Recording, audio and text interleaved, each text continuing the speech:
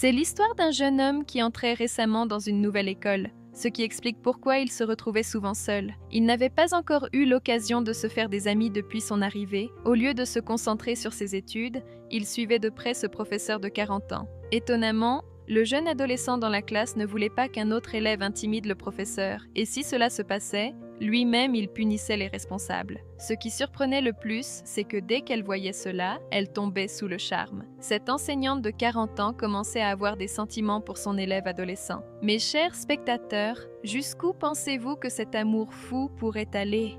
Bonjour ma chère famille, que la paix soit avec vous aujourd'hui. Je vous ai apporté le film le plus populaire intitulé Deling, sorti en 2015. Ma famille, je vous prie de nous aider en aimant la vidéo. Sans plus tarder, entrons dans le vif du sujet. Le film commence par présenter Lana, une enseignante de 40 ans, expérimentée mais jamais aussi proche de ses élèves que cette fois-ci. Elle se concentre sur l'enseignement aux lycéens. Un jour, elle leur donne un contrôle surprise et observe leurs efforts. Après avoir donné quelques consignes, elle leur demande de commencer leur travail. À sa grande surprise, un nouvel élève, Benny, ne fait rien, se contentant de la regarder avec fascination. Lana le remarque mais choisit de ne rien dire, s'éloignant discrètement. Elle récupère ensuite sa fille à l'école et revoit Benny le lendemain. Un bref échange avec un autre élève se produit, mais lorsque deux jeunes filles, absorbées par leur téléphone, rient bruyamment, Lana leur demande d'arrêter de jouer avec leurs appareils et de prêter attention à la leçon. Elles ne l'écoutent pas, continuant à perturber le cours. Agacée, Lana leur confisque leur téléphone. L'une des filles, en partant, insulte Lana, provoquant des rires dans la classe. Cependant, Benny semble contrariée. Ce même jour, en buvant du thé,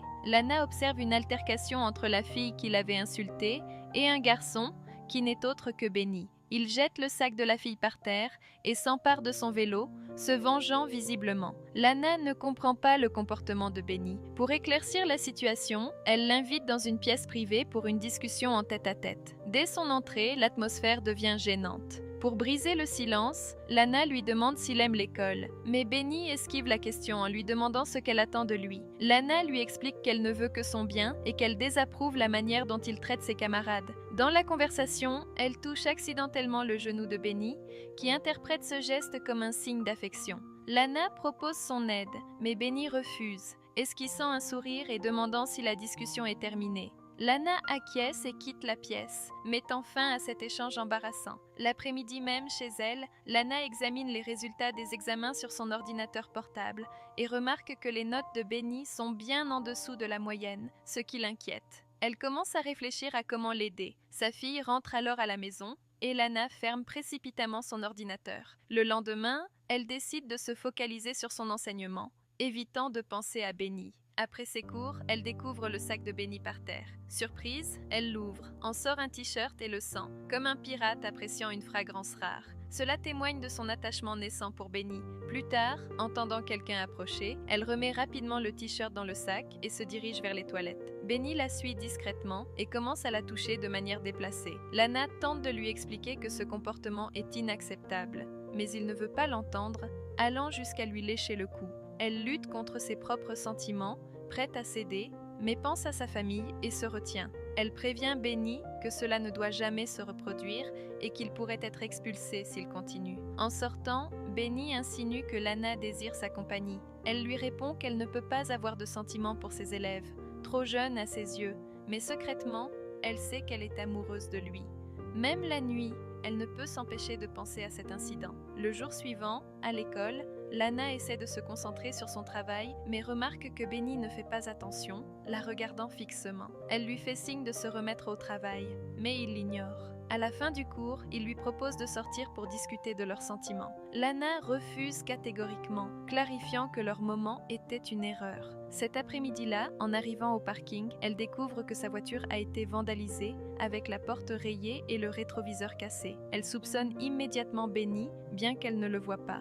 Le soir, son mari la questionne sur l'état de la voiture alors qu'elle jardine. Lana prétend avoir accroché un lampadaire, mais son mari reste sceptique. En réalité, elle craint de perdre sa famille, n'osant pas révéler la vérité. Le lendemain, Lana propose une nouvelle activité en classe pour évaluer l'aptitude des élèves à un emploi, rédiger une lettre de motivation. Benny pose une question provocante, faisant rire toute la classe, ce qui met Lana en colère.